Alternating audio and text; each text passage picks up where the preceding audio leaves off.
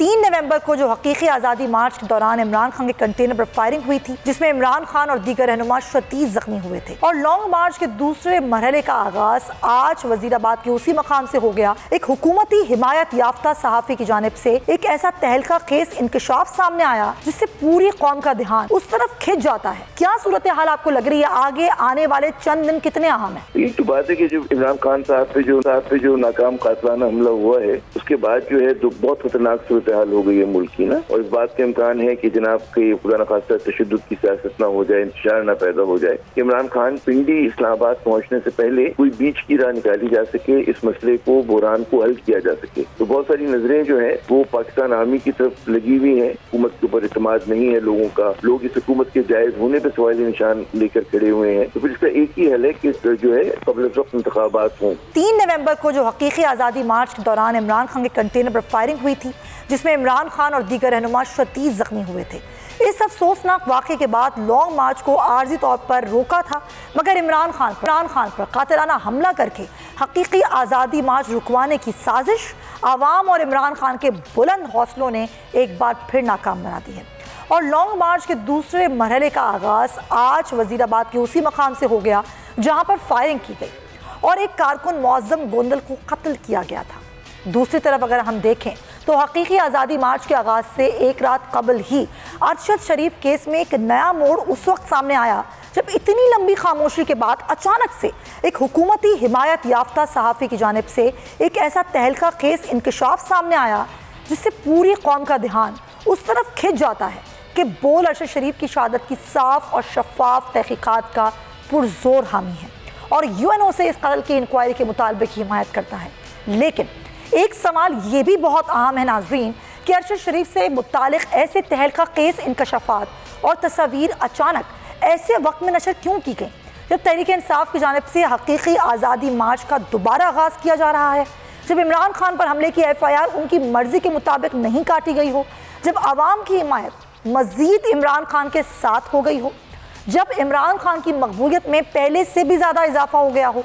क्या इमरान खान की इस पूरी कैंपेन से आवाम का ध्यान हटाने की ये कोशिश की जा रही है? और निजी चैनल के एंकर के पास ये तस्वीर कहाँ से आई? इन तस्वीर के नशर करने का मकसद क्या था? इन तस्वीर को देखकर अरशद शरीफ के बच्चों और उनके अहले खाना पर क्या गुजर रही होगी? क्या पैमरा सहाफ़ती इक़्तिदार की धज्जियाँ उड़ाने के खिलाफ कोई एक्शन लेगा? और अरशद शरीफ केस और इमरान खान के मुतालबात दोनों ही अपनी जगह बहुत अहम है। क्या दोनों केसेस पर शफाफ तहकीकात मुमकिन हो सकेगी? ये सवाल हम उठाएंगे। और लॉन्ग मार्च जो ज़ाहिर है आज दोबारा आगाज़ हुआ है, कुछ ही देर में तहरीक इंसाफ के चेयरमैन इमरान खान खिताब भी करेंगे वीडियो लिंक के ज़रिए। उस पर बात करने के लिए हमारे साथ मौजूद हैं सीनियर सहाफ़ी हैं, तज़ियाकार हैं आमिर ज़िया साहब। उनको हम वेलकम करते हैं। आमिर साहब, बहुत शुक्रिया वक्त देने के लिए। आप क्या समझते हैं ये 7 रोज़ का वक्फा जिसमें कातिलाना हमला होता है इमरान खान पर, आज एक बार फिर लॉन्ग मार्च का आगाज़ है और ये इख्तिताम पजीर होगा पिंडी या इस्लामाबाद में और इमरान खान ज्वाइन कर लेंगे? बार बार क़यादत ये कह रही है कि बीच में क्या सूरत हाल आपको लग रही है? आगे आने वाले चंद दिन कितने अहम हैं? ये तो बात है कि जो इमरान खान साहब पे जो नाकाम कातलाना हमला हुआ है, उसके बाद जो है तो बहुत खतरनाक सूरत हाल हो गई है मुल्क की ना। और इस बात का इम्कान है कि जनाब के खुदा न खास्ता तशद्दुद की सियासत ना हो जाए, इंतशार ना पैदा हो जाए।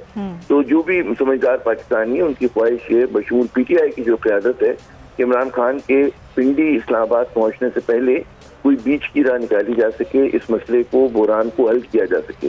तो बहुत सारी नजरें जो है वो पाकिस्तान आर्मी की तरफ लगी हुई हैं कि वो किस तरह का सोल्यूशन लेकर आते हैं। क्योंकि जब भी मुल्क बुहरान का शिकार हुआ है तो हमारी तारीख रही है कि हमारे इदारों ने एक मस्बत किरदार अदा किया है। तो वो मस्बत किरदार अदा करने का वक्त आ गया है। और चूंकि इस मुल्क में जितनी ज़ायदीनी सूरत हाल है और जिस तरह से जूतियों में दाल बट रही है, आपको नजर आ रहा है कि कितना मतलब अफरा तफरी का आलम है, लोग हुकूमत के ऊपर इत्मीनान नहीं है लोगों का, लोग इस हुकूमत के जायज होने पर सवाल निशान लेकर खड़े हुए हैं। तो फिर इसका एक ही हल है कि जो है कबल वक्त इंतखाबात हों और कोई एक ऐसा सोल्यूशन हो कि जो एक्सेप्टेबल हो तमाम लोगों के लिए ना। तो उसमें फिर हमें तो ये है बहुत सारे लोगों को कि एक बैक चैनल जो गुफ्तगू हो रही है उसमें तेजी आई है और आने वाले चंद दिनों में कोई ना कोई एक ऐसी बीच की राह निकालने में कामयाब हो जाएगी हमारी जो फौजी क़यादत है कि जिससे जो है कि PTI को एहतजाज की जरूरत ना पड़े और मुल्क जो है नए इंतखाबात की तरफ बढ़ सके। जी ठीक है, बहुत शुक्रिया आपका आमिर। तज़िया बड़ा इंपॉर्टेंट है। आपने कहा कि ये वक्त है और ये बड़ा अहम वक्त है, अभी कोई ना कोई बीच की राह होनी चाहिए, कोई मुज़ाकरात की टेबल पर बैठना चाहिए ताकि मज़ीद कियोस से और मुल्क में इंतशार से बचाया जा सके लोगों को। अगर आपको ये वीडियो पसंद आई है तो सब्सक्राइब करें और बेल आइकन पर क्लिक करें। बहुत अच्छी कवरेज की है, ये मार्च की तो ज़बरदस्त कवरेज थी, बॉल की प्रॉब्लम सबसे बेस्ट थी। सबसे ज्यादा रील्स और सबसे ज्यादा रेटिंग के साथ बोल रहा नंबर 1। सब्सक्राइब करें और बेल दबाएं ताकि कोई खबर रह न जाए।